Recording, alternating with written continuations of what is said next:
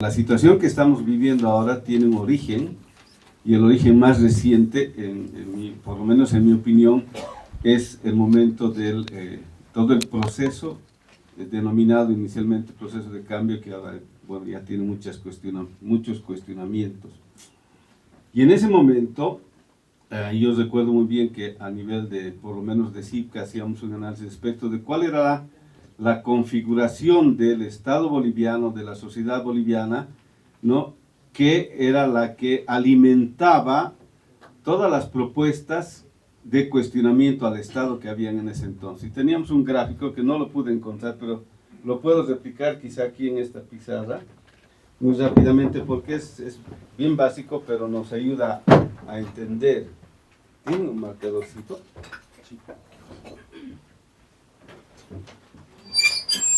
Se trataba de hacer una especie de gráfico para entender lo que en esa época se terminó denominando la agenda de octubre, enfrentada a la agenda después que se generó en Santa Cruz, ¿no? Deben recordar ustedes. Entonces, ¿cuál era el análisis que hacíamos nosotros en ese entonces respecto de la composición social que caracterizaba al Estado Nacional, ¿no? Nosotros decíamos que en ese entonces, digamos, esta era la sociedad boliviana, ¿ya? Y dentro de esta sociedad boliviana habían grupos de poder que estaban asentados hace mucho tiempo atrás dentro de la estructura del Estado boliviano. Y ahí identificamos principalmente a lo que eran los empresarios, especialmente los agroindustriales, que eran los que habían logrado tener mayores beneficios en el país, ¿no? Y luego habían otros sectores como los comités cívicos, ¿no?, que también tenían relación, especialmente a través de los partidos políticos que habían ido turnándose el poder o la alternancia en el gobierno, ¿no? Estamos hablando básicamente de los partidos tradicionales, MNR, MIR, ADN por ese entonces, y después CONDEPA, ¿no? ¿Y dónde ubicamos nosotros a los sectores campesinos e indígenas? Los ubicábamos fuera de este esquema, ¿no?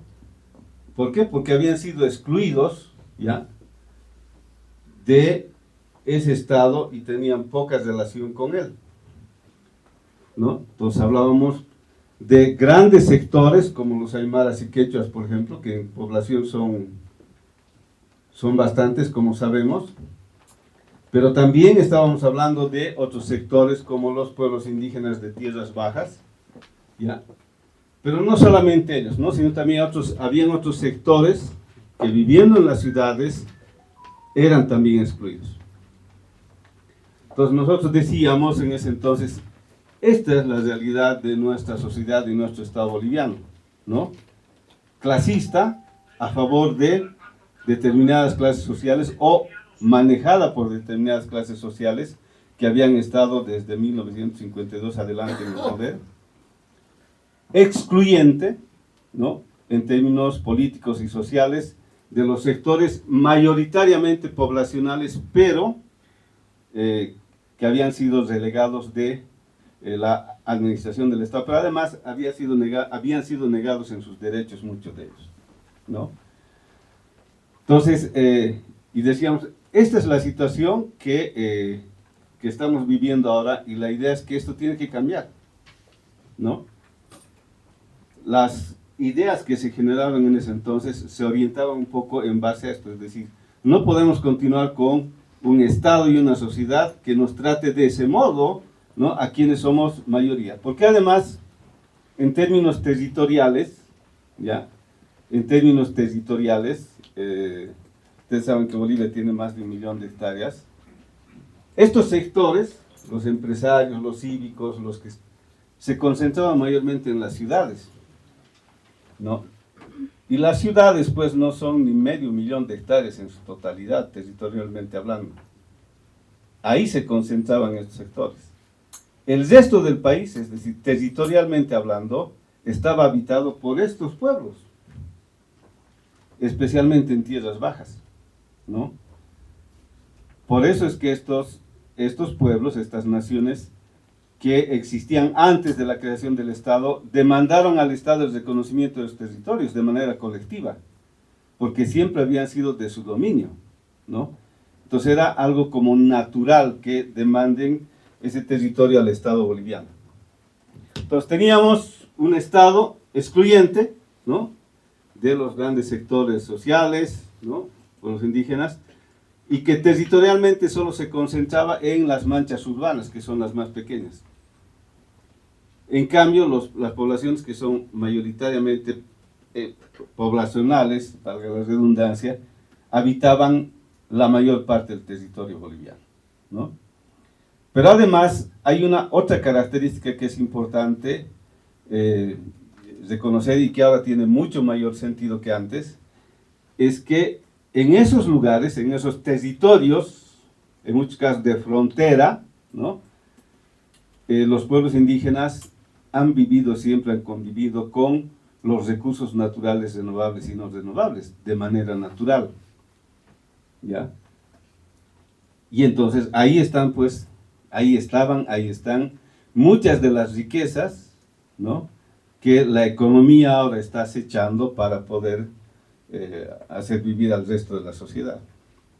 Entonces hay una coincidencia entre los territorios que han habitado siempre o que han elegido habitar, ¿no?, y que estos otros sectores en el pasado incluso los miraban como, por eso llamaban antes terrenos baldíos, ¿no?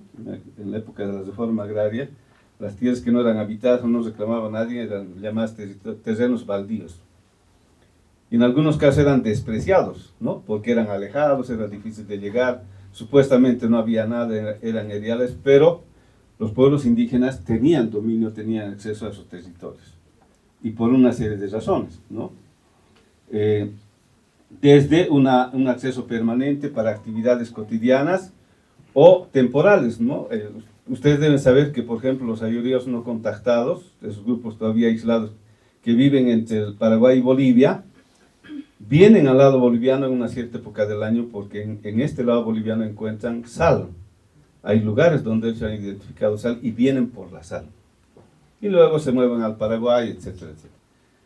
Entonces, los pueblos indígenas de tierras altas y bajas siempre han tenido una conexión con el territorio. Eso de decir que es nuestra casa grande, ¿no?, que de ahí vivimos, que nos alimenta en muchos sentidos, no solamente en el sentido material, sino también espiritual, tiene que ver con eso. Entonces, el 2003, 2004, nosotros representábamos la realidad boliviana de este modo, y además la situación de los pueblos indígenas, ¿no?, comunidades campesinas, en esta situación. Y entonces, el desafío de muchos era cambiar este estado de cosas, ¿no? Es decir, que las cosas ya no sean así, por eso se planteó. En la agenda de octubre habían 3 o 4 puntos que eran esenciales, ¿no? El más importante que originó la guerra del gas, ustedes saben, es precisamente el recuperar el control sobre los hidrocarburos en el país que en ese momento estaban por ser vendidos, ¿no?, al exterior por empresas transnacionales, y vamos a tener poco ingreso nosotros. Pero aparte de eso, habían otros puntos que tenían que ver con la agenda de octubre. Y eso era precisamente orientado a cambiar este estado de cosas, ¿no? En términos de los pueblos indígenas, comunidades campesinas, eso se tradujo en la demanda de la Asamblea Constituyente, ¿verdad? Porque la consigna era, queremos hacer un nuevo Estado, un Estado diferente, que justamente transforme, modifique esta situación. Ya no queremos ser excluidos, queremos ser parte de este Estado, ¿no? Y ahí vino toda la crítica precisamente a los partidos políticos que eran los únicos que supuestamente nos representaban, etcétera, etcétera. Pero además habían otros elementos que hacían esa agenda de octubre que tenían que ver con la transformación de este Estado, ¿no? Vinculado, por ejemplo, a cambiar las condiciones de vida de los pueblos indígenas que siempre vivieron excluidos. Eso tenía que ver con modificar el modelo económico existente en nuestro país, hasta ese momento vigente por el decreto 21060, es decir, el modelo neoliberal, ¿no? Tenía que ver con cambiar las reglas de juego para la participación política en el Estado boliviano, ¿ya? Entonces, esas fueron las condiciones que dieron fuerza a todo ese proceso de movilización que terminó con la derrota de Gonzalo Sánchez de Lozada y con la asunción de el MAS y Evo Morales al poder, ¿no? Entonces, habían condiciones materiales, ¿no? Problemas estructurales que la sociedad boliviana, desde distintos sectores, se propuso resolver. Ahí es donde confluyeron toda esa movilización por el gas, tuvo epicentro en el Alto, ¿no? Que confluyó con todas las movilizaciones anteriores que hicieron los pueblos indígenas de tierras bajas y tierras altas para la modificación de la constitución política del Estado a través de la Asamblea Constituyente. Es decir, confluyeron varias corrientes que estaban planteando precisamente modificar este estado de cosas en nuestro país, ¿no? Entonces, ese fue el origen. El asunto es que tenemos que preguntarnos ahora cómo sería, cómo estaría ahora el Estado si tenemos que graficarlo así de esta manera sencilla. ¿Quiénes estuvieran en este círculo grande? Pueblos indígenas. Los pueblos indígenas. ¿Quiénes más? Movimientos sociales. Movimientos sociales. ¿Quiénes más? Campesinos. Campesinos. Agrarios. Agrarios. ¿Y quiénes están fuera de este Estado? Todo lo que estaba adentro antes. Empresarios, comités cívicos, partidos políticos. Entonces, el balance, la evaluación rápida y sencilla sería, si hemos cambiado el Estado, ¿no? Es decir, los que estaban antes fuera, ahora están adentro. Los que antes no decidían, ahora deciden, ¿no? Los otros que estaban dentro y decidían, ahora están fuera. Son los que reclaman. La pregunta es, ¿eso ha significado un cambio en nuestras condiciones de vida? No. Este me parece que es uno de los temas centrales que hay que discutir, ¿no? Para establecer, como nos decía Juan Carlos en la invitación, una agenda de trabajo hacia el futuro. Porque claro, si nosotros asumimos, ¿no?, de entrada que antes era así, ahora está así, pues está bien, todos felices, ¿verdad? Hemos cambiado la esencia de este Estado. Deberíamos felicitarnos, agarrarnos a besitos, todos. Qué capos que somos. El problema es que no es tan así. Hay varias cosas que han cambiado, pero hay otras cosas estructurales que todavía están pendientes y eso es lo que hay que tratar de identificar, ¿no? Y eso creo que lo vemos cotidianamente, yo estoy seguro que ustedes conocen mejor que yo, eso que está pasando en la realidad, ¿ya? El tema de los recursos naturales está resuelto. No. Es decir, como Estado boliviano, como sociedad boliviana, tenemos el control de la producción, transformación y comercialización de nuestros recursos naturales. Se supone que eso debía haber cambiado y nuestras condiciones de vida debían haber mejorado, ¿no? Pero resulta que ahora no tenemos gasolina, ¿no? No llega la gasolina, hay que hacer cola y ¿qué se llama? Y algunos dicen que incluso dentro de poco gas probablemente ya no tengamos para cocinar, ¿no? El tema del litio, que es el que se está viendo como la posibilidad de sustituir a los hidrocarburos, yo no conozco mucho, pero me parece que todavía está pendiente, ¿verdad? Que hay varias o muchas cosas por hacer antes que podamos tener como una fuente de ingreso que permita sostener la economía nacional. Pero a mí lo que más me preocupa son los otros recursos naturales, que esto además está más vinculado a los pueblos indígenas y comunidades campesinas, indígenas originarias. que es justamente el lugar donde viven todas estas comunidades, ¿no? Y me parece que ahí es donde hay que fijar la atención. Yo les voy a contar simplemente algunas experiencias que he tenido que a mí me dan un poco la idea de lo que está pasando, ¿no? Por ejemplo, yo he trabajado también en Agua Sustentable, que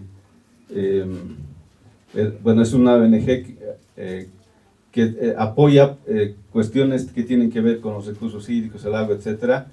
Y una de las cosas que hicimos fueron mesas de concertación en las cuencas mineras, ¿no? En Tupiza y en el río Desaguadero, la frontera con Perú. Y en esa época, le estoy hablando de por lo menos hace unos 8 años atrás, no, más de 10 años atrás, hicimos mesas de concertación en el río Desaguadero convocando a los mineros, cooperativistas mineros, ¿no? Que estaban explotando oro en las cabeceras de los ríos que bajan hacia el Amazonas y que bajan hacia el lago Titicaca. Y ese lugar además es un AMNI, ¿no? Es el AMNI Apolobamba, es decir, es área protegida porque ahí está, es el hábitat natural de las vicuñas y las llamas, ¿no ven? Las vicuñas son animales silvestres que viven libremente. Y por esa razón se creó el parque. Y resulta que varios de los que fueron, ¿qué se llama? Guardaparques, con el tiempo se habían vuelto cooperativistas mineros y eran incluso sus dirigentes, los cooperativistas, ¿no? Conocían muy bien las leyes ambientales y actuaban desde el otro lado ahora. Nosotros hicimos un estudio y claro, comparar la producción, ¿no? Orgánica, la explotación racional de la lana de vicuña, alpaca, etcétera, etcétera, no se comparaba en nada los ingresos que obtenía un cooperativista minero, ¿no? Entonces, claro, decía, es difícil que se pueda competir en términos económicos porque los ingresos de un minero pues son altísimos. El asunto es el siguiente, a esto quiero referirme, ¿no?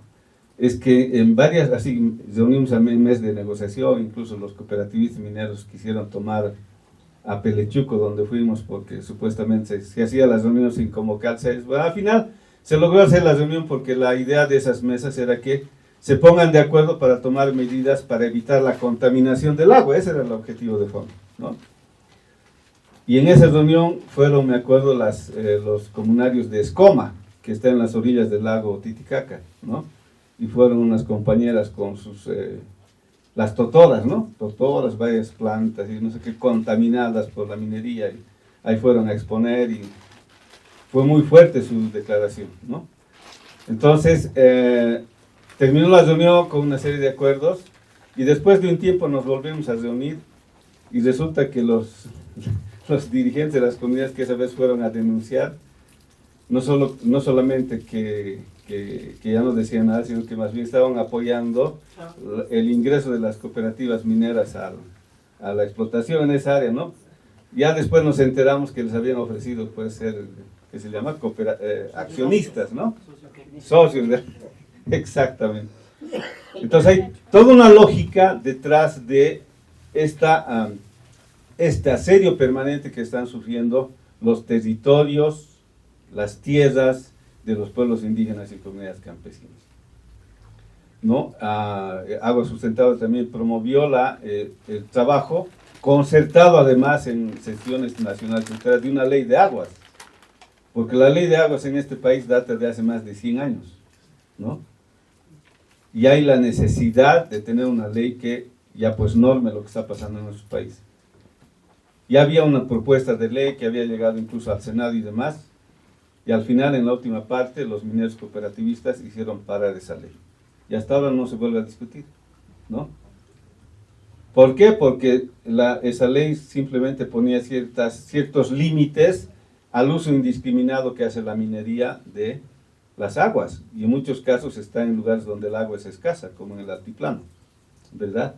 O a preservar de la contaminación, que es lo que está sucediendo ahora en el norte amazónico. Entonces, esto muestra que el modelo económico en nuestro país, más allá de esto que ha cambiado, en realidad se ha mantenido y quizás se ha profundizado, ¿no? Porque lo que se plantea ahora como bueno, en la Constitución y el momento en que se discutió todos los cambios, se dijo vamos a tener un modelo comunitario productivo, así se llama, ¿no ve? Donde se reconozca ya la participación, ya no solamente de empresarios, ¿no?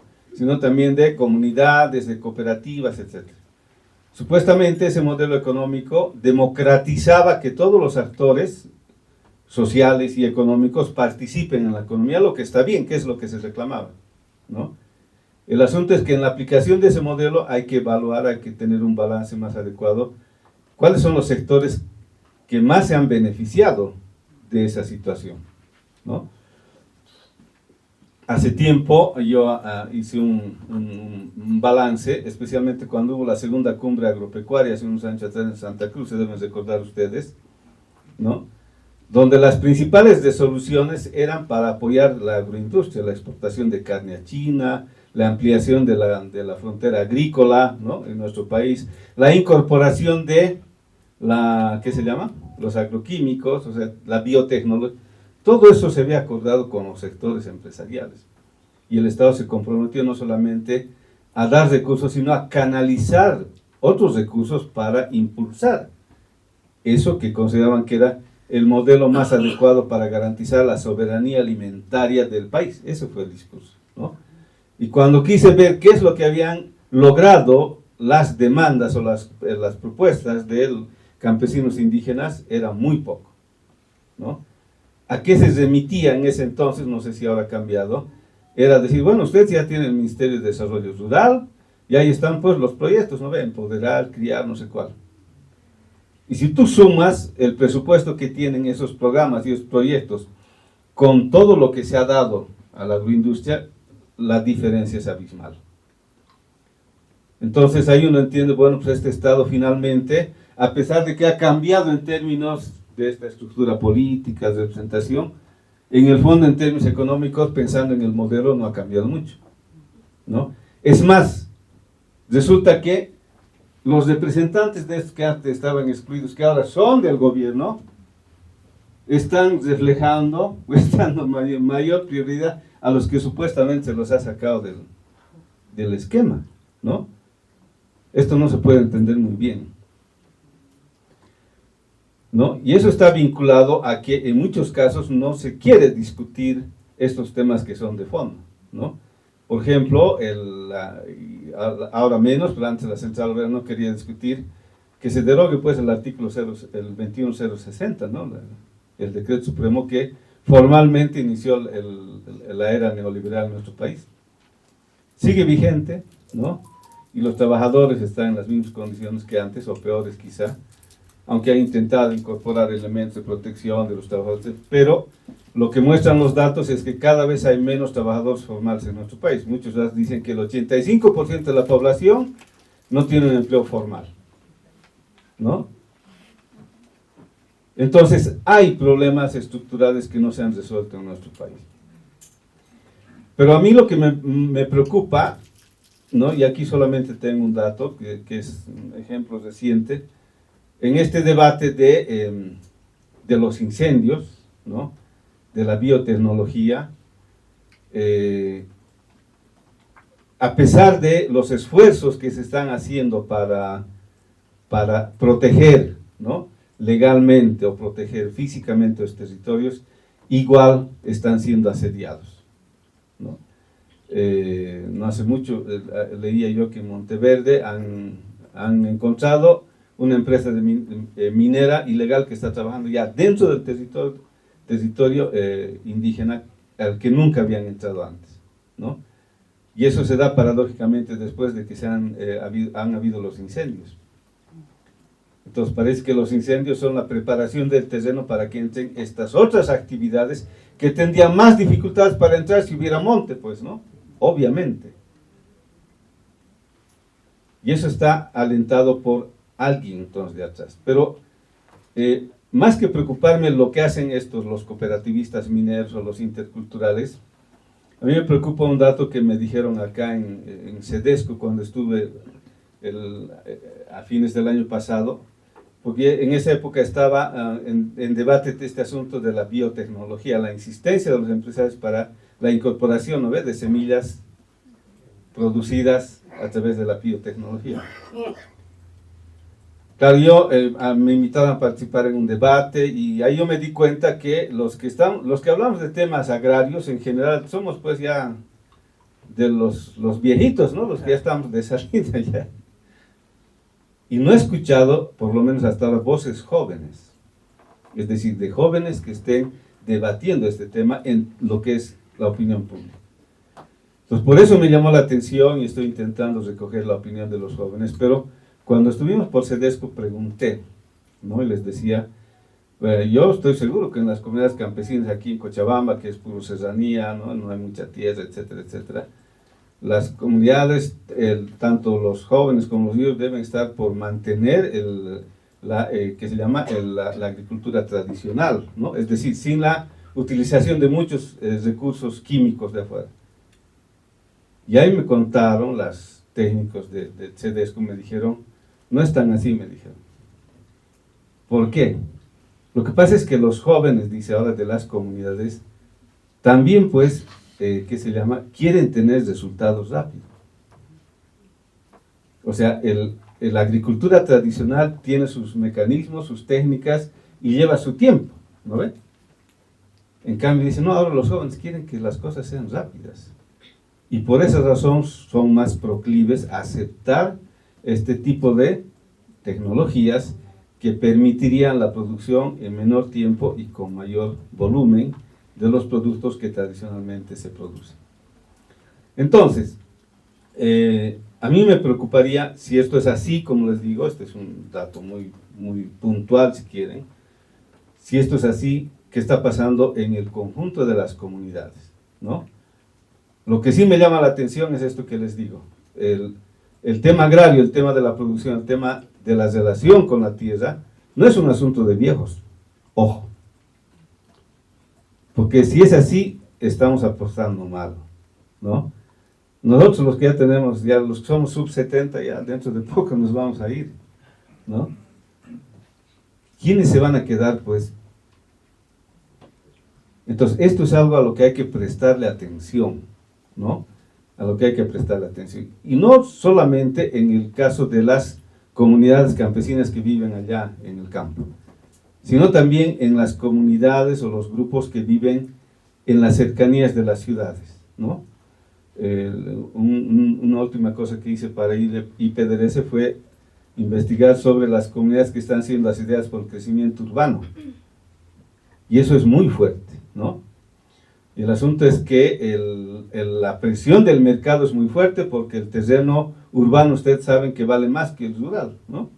Entonces a cualquiera no le viene pues mal conseguir platita vendiendo su tierra, porque sabe que además, ¿no?, eso le va a servir por lo menos para sus últimos años de vida, ¿no ve?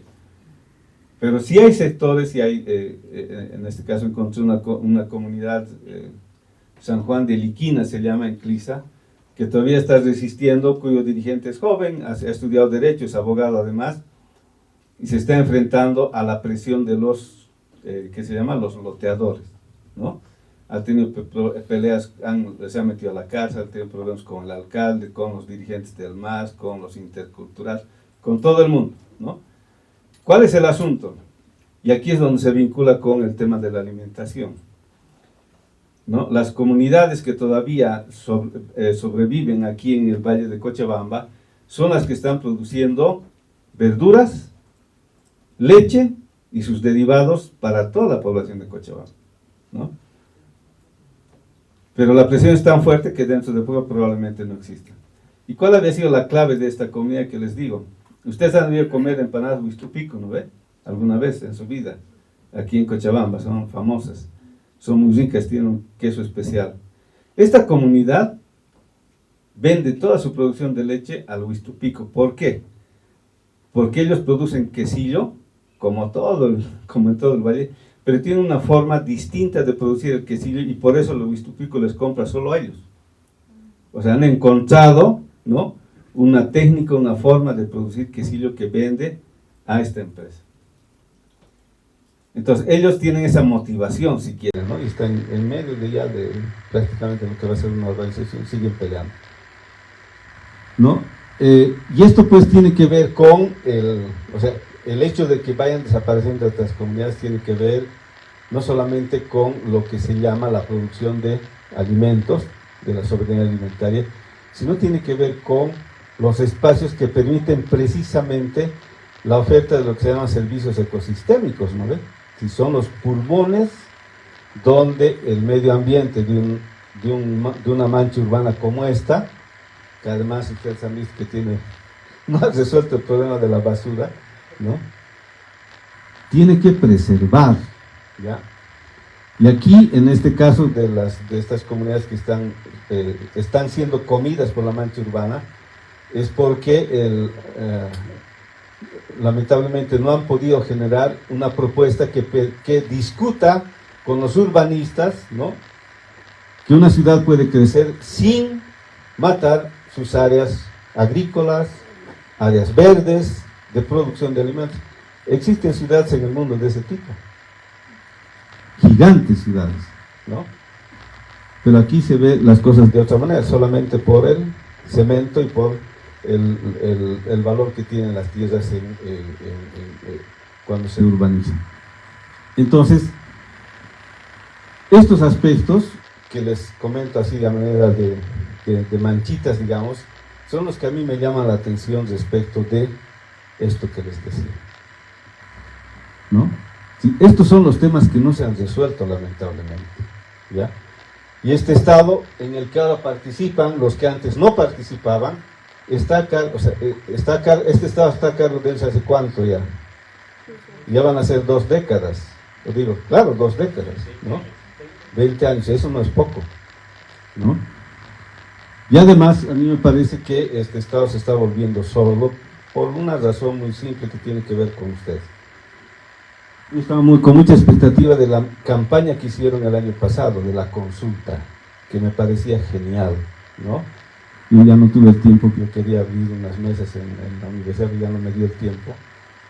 Pero a mí me parecía que después de mucho tiempo la sociedad civil se estaba movilizando en un tema estructural como es el tema de los incendios, ¿no? Y que era una oportunidad, una puerta para discutir los temas ambientales con ese Estado, ¿no? Pues resulta que este Estado no escucha, no oye, no quiere ver a estas manifestaciones de la sociedad civil, ¿no? Entonces, claro, yo digo, ¿qué está pasando? O sea, si se supone que hemos cambiado esto, ¿no ves? Se supone que ellos eran con los que estábamos antes, ¿por qué ni siquiera nos escuchan?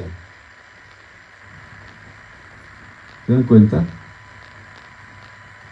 Entonces, hemos llegado a una situación tal que o ellos han cambiado tanto o nosotros hemos cambiado tanto que ya no nos podemos entender, ni siquiera escuchar, ¿no? Ni siquiera sentarnos a dialogar. ¿Qué vamos a hacer con lo que viene hacia adelante? ¿No? Entonces, ahí yo creo que hay que además ver, y eso a mí me preocupa bastante, que en el caso del Estado, del manejo del Estado, lo que yo veo es que se ha como loteado, digamos, ¿no? Entonces hay ciertos sectores que se han quedado en el ministerio y ellos hacen lo que les parece, ¿no? Por ejemplo, en el tema de educación, el Estado son los maestros, ¿ya? Y ellos deciden y no dejan que nadie más entre a discutir sobre ese tema, ¿no? Y eso pues es una pena porque una de las demandas más importantes, por lo menos del pueblo guaraní en sus inicios, era la educación intercultural bilingüe, pero no para aprender a leer y escribir, sino era para reescribir su historia y recuperar su identidad como pueblo. Para eso era la educación que se pedía. La última vez que fui por allá, esa es una materia nomás, como si fuera inglés. Nadie le tira pelota, ¿no? Es decir, se ha desnaturalizado totalmente lo que se había demandado en su origen, una demanda que es estructural y que tiene que ver con la identidad. Lo paradójico es que este Estado es el que ha hecho eso, ¿no? Ya no es este Estado, ya no le podemos echar la culpa a estos, porque ya no están, ¿no? Aquí está el problema. Entonces, en ese contexto, que reitero, esa es un poco mi percepción de cómo veo que están sucediendo las cosas, es que y en este momento electoral en el que se están moviendo muchas cosas, a mí me da la impresión de que está terminando un ciclo, ¿no? Ya coinciden muchos, ya no es el mismo, ni proceso de cambio, ni estructura organizativa, orgánica o política del inicio, ¿no? Al inicio de este proceso habían 5 organizaciones nacionales fuertes y consolidadas, únicas. CSUCB una sola, CONAMAC una sola, CIDOP una sola, Mujeres Campesinas una sola e INTEPRO una sola. Ahora ya no sé cuántas organizaciones habrán por cada una de ellas, ¿no? Paralelas, no sé qué cosas. Y no solamente a nivel nacional, sino también a los niveles departamentales, ¿no? Entonces, ¿qué es lo que se está privilegiando en ese contexto? Para mí es muy sintomático que por lo menos las proclamaciones que ha tenido Andrónico en Oruro y estas últimas, aparece con casco de minero, ¿no? Pues a mí eso me asusta, porque parece que los cooperativistas mineros son los que lo están promoviendo al Andrónico, y eso sería muy grave, especialmente para las comunidades. O sea, yo diría incluso para todo el país, ya no están solamente en algunos lugares, están entrando donde puedan, ¿no? Donde puedan. Y este es un tema que el Estado no ha podido resolver, porque el oro, ¿no? La forma de producción del oro, pues, es menos complicada que la producción de otro tipo de minerales o metales, ¿no? Yo discutí alguna vez eso con José Pimentel, que fue ministro de Minería, y le pregunté por qué el Estado boliviano, cuando se hizo cargo Evo Morales, no tomó el control de la producción del oro. Y ahí me dijo de que, bueno, había una tradición larga de cooperativas mineras, pero además que la forma de producción del oro, pues, es más fácil que el resto, ¿no? El oro no necesita grandes ingenios, ¿no? Grandes maquinarias, hornos, muchas inversiones. Comprando unas, ¿qué se llama? Retroexcavadoras, unos, ¿qué se llama? Bombas de agua, ¿no? O sea, mercurio, ya. Entonces, pero este es un tema que sí el Estado tendría que tomar en cuenta por varias razones, ¿no? Primero, porque es un tema, es un recurso natural, tiene que ser estratégico para el país. Todos sabemos ya que los ingresos por el oro son mínimos, ¿no? Cuando el oro vale mucho. Pero además hay que tomar en cuenta, no sé si se han enterado ustedes, en el Perú, esta minería ilegal de oro es muy fuerte, en algunos casos vinculada al narcotráfico, y hace 2 semanas atrás han matado a 13 mineros dentro de una mina, ¿no? ¿Y cuál había sido el asunto? En Perú hay empresas privadas legales, hay cooperativistas legales y hay lo que aquí llamamos los jucus, ¿no?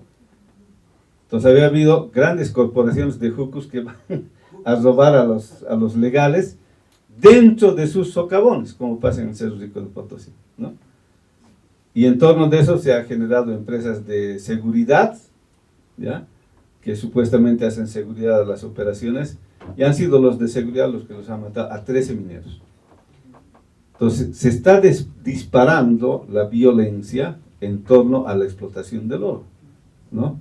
Solamente que en muchos casos no se sabe porque son lugares alejados. Aquí en Bolivia, hace un mes atrás, al papá de un diputado lo han matado por este tema, ¿no? En los Yungas está muy fuerte, más antes ha habido igual una masacre entre cooperativistas.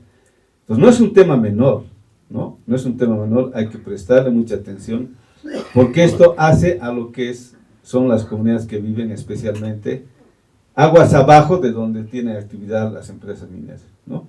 Ya se han descubierto que hay comunidades donde hay ya niños contaminados con mercurio, y el mercurio es un metal que no asimila y no sale muy rápidamente en nuestro cuerpo. Entonces hay razones de peso para preocuparse, ¿no? pero no son las únicas, sino que es este conjunto de elementos que, reitero, tiene que llevarnos a pensar, pues, cómo hacemos con nuestra agenda para que realmente lo que se pensaba al inicio de todo este proceso, pues se lo pueda retomar, o hay que pensar en hacer una cosa diferente. Yo me quedo ahí. Muchas gracias.